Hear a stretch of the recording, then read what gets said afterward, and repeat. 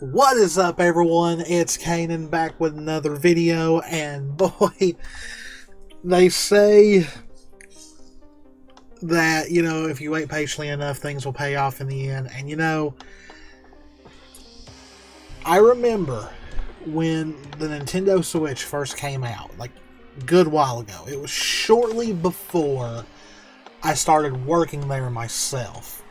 And I remember talking to the store manager, who is a close friend of mine, knew him before I ever worked there, and we were talking about Wii U titles that we would love to see come to the Switch. Now, I never had a Wii U, so there were a good number of titles that I wanted to come to the Switch. A good number of them have been ported to the Switch. And Xenoblade Chronicles X was one of them. Now, I have never played any of the other Xenoblade Chronicles games. I'm sure they are amazing games.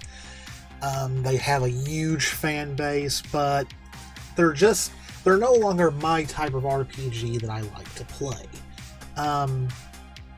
You guys know me. I prefer to play as female protagonists. If a game has a create a character in it, I will more than likely always play it. But I also love open world RPGs that are very, very lengthy. I like a game that's pretty long. I like a game that has a lot of exploration to it. I kind of miss those long RPGs where you literally went to every town and every location on the planet, in a way, before the adventure came to an end. It seems like this day and age, an RPG comes out and you only go to maybe a set few of locations on the entire planet, and then that's it. Xenoblade Chronicles X is just one of those games, and like for many years, people were talking about how it more than likely would not come to the Switch because of the amount of work that it would have to go into. I think even Monolith Soft said themselves that it would take a lot of work.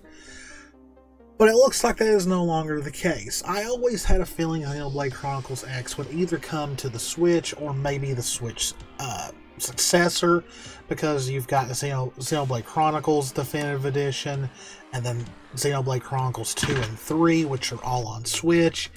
And this game came out before Xenoblade 2 and 3. And this was the one game, besides Wind Waker HD and Twilight Princess HD, that I almost bought a second-hand Wii U just to play. But I'm glad I never got the chance to do that, because randomly, Tuesday at 10 a.m., as I was getting ready to go to work, I look at my phone and boom, announcement trailer, Xenoblade Chronicles X Definitive Edition. And I almost screamed. Now, like I said, I've not played Xenoblade Chronicles 1 through 3. They're just not mine. Xenoblade Chronicles X, while being in the same series, is almost a completely different game. Now, will there be connections that connect it to the original 3 games? Maybe. But Xenoblade Chronicles X is different for a lot of reasons. It's an open world game. It's not your kind of linear Japanese RPG. It's a full-on open world game that has hours upon hours of quests and everything you can do. Now, it also has a create a character, where you create your own avatar. Pretty much the main character is a blank slate, pretty much. Or, from what I've been told, you're technically not the main character. Alma is, but that's what makes role playing so much fun. Now, I remember when I would talk to other people about it, people would talk about the length. Now, I have been told that as far as length goes, it's kind of up there with the other 3 games as far as story progression, stuff like that. But of course, it's got side quests in it that you can spend forever doing. Now, I have been told that the prologue itself is like 3 to 4 hours long. It's a big, long game. Now, I've also read up that it is because of this game that you can kind of thank for Breath of the Wild, because Monolith Soft, after working on this game and knowing the kind of size of map that the Wii U could handle at the time, they were asked to help with Breath of the Wild. And as you can see, Breath of the Wild was, at that time, the biggest game that had come out. Not necessarily in terms of size, but, you know, as far as success and all that goes. But, I wanted to do a quick video of this because, like I said, I have been wanting this game to be ported to the Switch since the Switch came out. And I'm excited. I can't wait. I'm currently waiting for more pre-order options to come up. Right now, the only places I've seen that you can pre-order are from Nintendo themselves, VGPlace.com, I think it's called, and GameStop.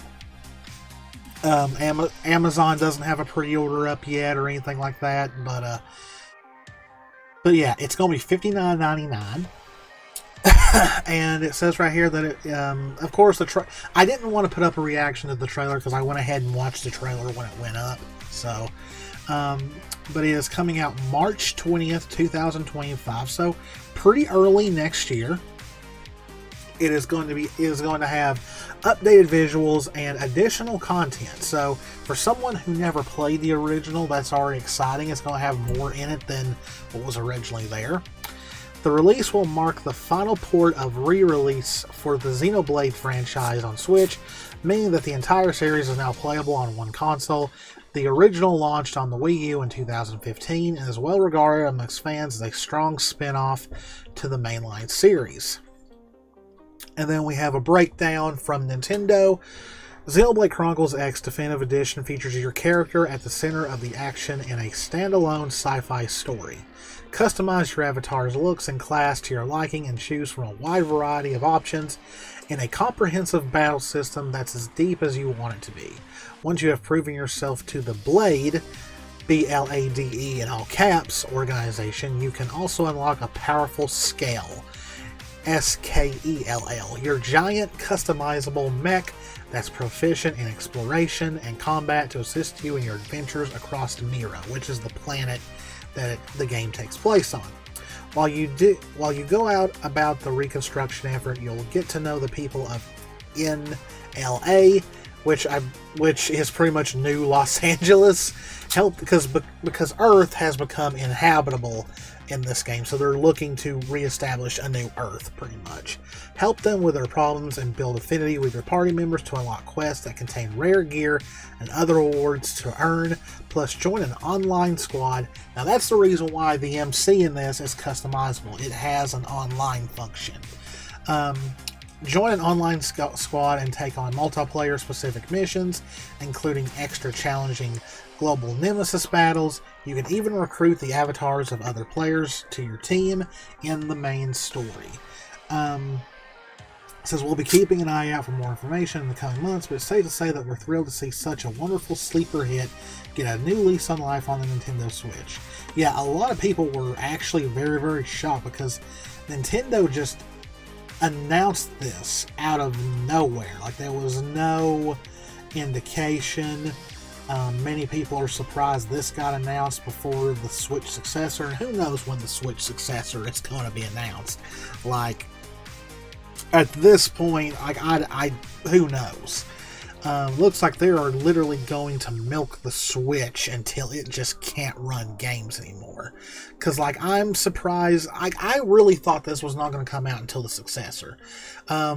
I'm still surprised that so far, games like this and Rune Factory Guards of Azuma are just on the, like, you know, Xenoblade I understand just being on Nintendo, but I still can't believe Rune Factory's not getting a PlayStation release. Like, at least a PlayStation release. It'll be on Steam and it'll be on the Nintendo Switch, but that's just me still worried about, after seeing how Rune Factory 5 ran on the Switch. I'm just hoping Guardians of Azuma and this run all right on the Switch. Now, I mean, then you got games like Breath of the Wild and Tears of the Kingdom that run fine, but you gotta remember that's Nintendo's A game. That's their A studio working on that.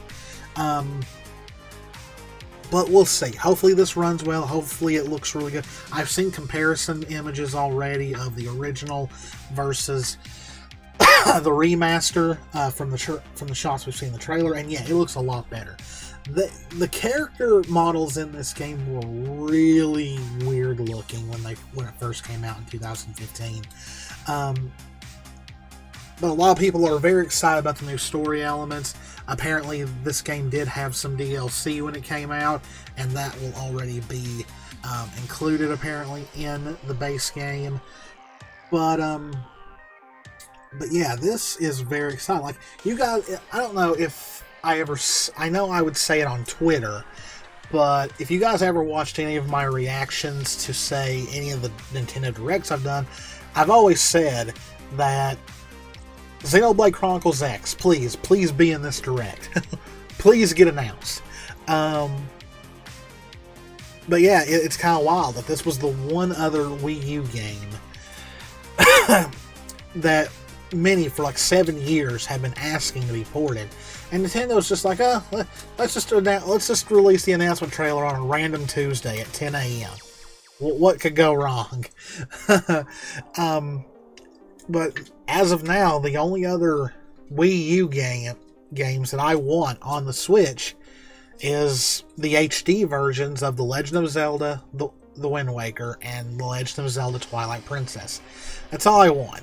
Other than that, I still want them to release Metroid Prime 2 and 3 on the Switch, because, I mean, you guys did Metroid Prime 1.